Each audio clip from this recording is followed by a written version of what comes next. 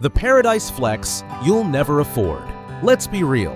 While most of us are trying to figure out if we can afford a weekend Airbnb, celebrities are out here buying entire islands like they're ordering room service. These aren't just vacation homes, these are full-blown paradise playgrounds, dripping in luxury, secrecy, and enough money to make your head spin.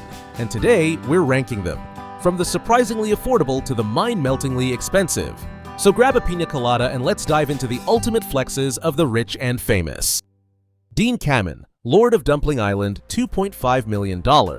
First up is Dean Kamen, the man behind the Segway. The world didn't exactly roll with his invention, but he still glided into island ownership. He bought a cozy 2-acre island off the coast of New York for $2.5 million. And get this, he named it North Dumpling Island, and declared himself Lord Dumpling. But wait, it gets better. Dean didn't just buy an island, he tried to secede from the United States. That's right, Kamen created his own miniature nation, complete with a flag, a constitution, a currency, and even a navy. Okay, it's a one-man navy made of a single inflatable boat, but hey, it still counts. Why the independence stunt? Reportedly, it started as a tongue-in-cheek protest against energy regulations.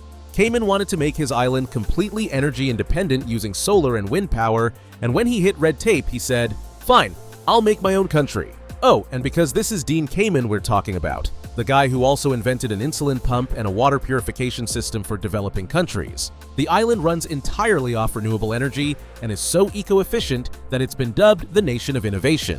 Guests who visit must refer to him as His Excellency Lord Dumpling. And there are whispers that official passports and stamps were once being printed for North Dumpling citizens. Read, his friends. Is it eccentric? Absolutely. Is it the most delightfully nerdy flex ever? 100%. Dean Kamen didn't just buy an island, he invented an entire country to go with it.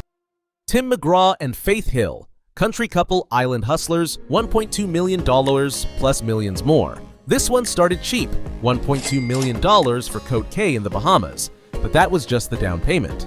There was no dock, no house, not even a shack. So they turned it into their own tropical dream from scratch. Faith Hill once said the island helped her reconnect with nature. Translation, it cost millions to build, but the Instagram pics are priceless. They brought in architects, construction crews, and every last bit of Bahamian zen they could find.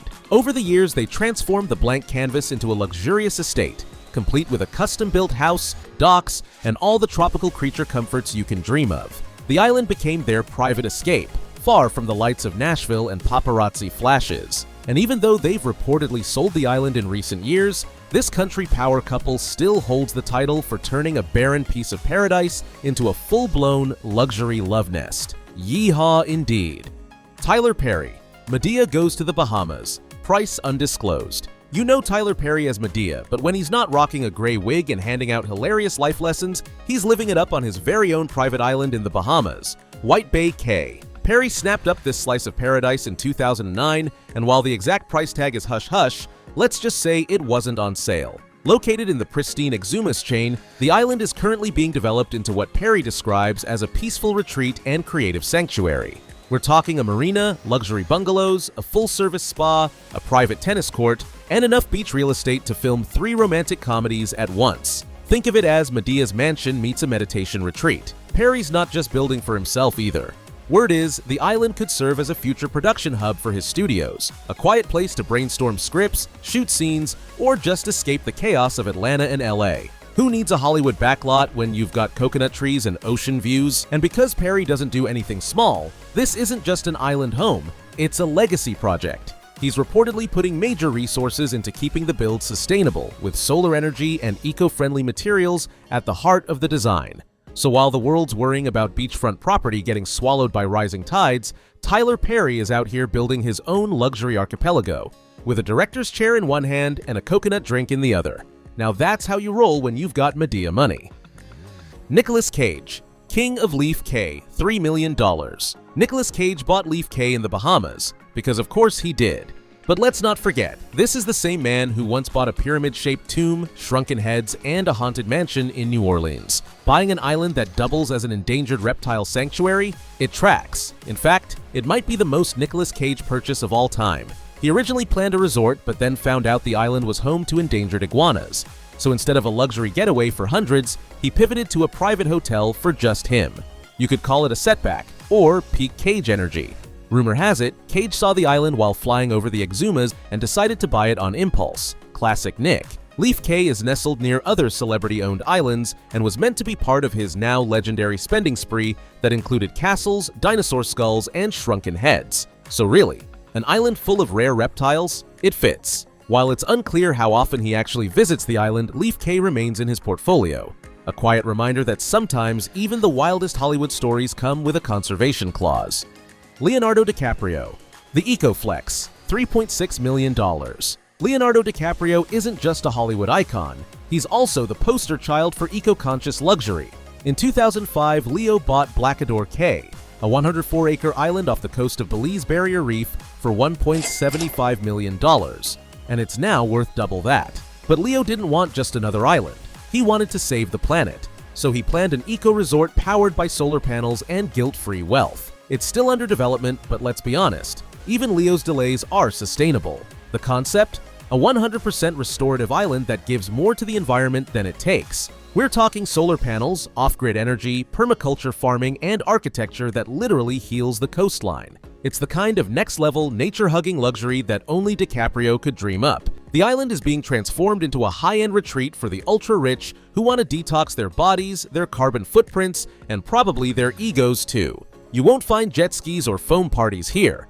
Think bamboo yoga domes, eco-lodges, and $4,000 a night vegan detox programs that come with their own wellness advisors. While the project still hasn't officially opened, it already has a waitlist of eco-billionaires dying to get their chakras realigned. If saving the earth came with room service, this would be it.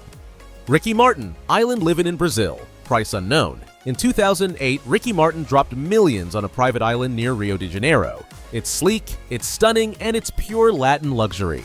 He reportedly spent months perfecting every detail, and if you listen closely, you can still hear the echoes of Livin' La Vida Loca over the waves. The island was reportedly part of a larger real estate development, custom villas, lush gardens, and panoramic views of the Brazilian coast. Martin wanted a retreat that reflected his roots and passion for peace, privacy, and palm trees. It's unclear how much he visits, but the island remains a statement piece. Part real estate, part legacy, part ultimate vacation flex.